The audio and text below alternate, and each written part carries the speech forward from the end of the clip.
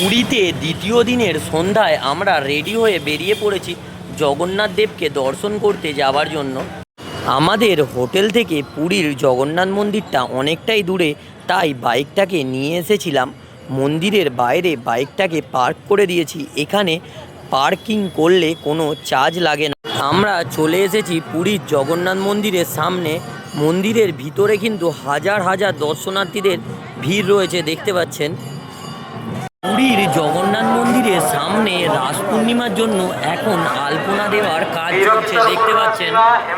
এই যে দেখতে পাচ্ছেন প্রভু জগন্নাথ দেবের মন্দির, আজকে একাদশীর দিন, তাই হাজার হাজার দর্শনার্থীদের ভিড় হয়েছে মন্দিরের সামনে, দেখতে পাচ্ছেন।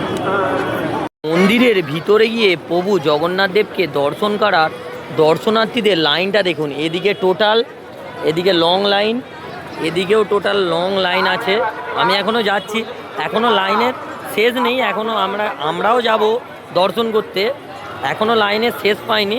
এখনও হেঁটে হেঁটে যাচ্ছি, 2 মিনিট হয়ে গেছে হেঁটে হেঁটে চলে এসেছি। আমরা জগন্নাথ প্রভুকে দর্শন করার জন্য লাইনে দাঁড়িয়ে পড়েছি। এখন ঘড়ির কাঁটায় সময় হচ্ছে 7টা 18। কতক্ষণে প্রভুর দর্শন পাই দেখা যাক। ফাইনালি আমাদের প্রভু জগন্নাথ দেবকে দর্শন করা কমপ্লিট হয়ে গেছে। এখন ঘড়ির কাঁটায় সময় হচ্ছে 10টা। আমাদের দর্শন করতে টাইম লেগেছে 3 ঘন্টা।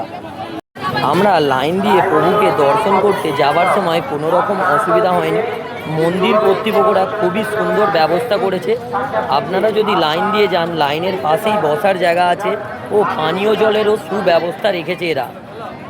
জগন্নাথ দেবের মন্দিরে মোবাইল ফোন বা ক্যামেরা অ্যালাউ নেই, তাই আমরা একটা দাদার দোকানে আমাদের মোবাইল ফোনটা আর ক্যামেরাটা জমা রেখেছিলাম।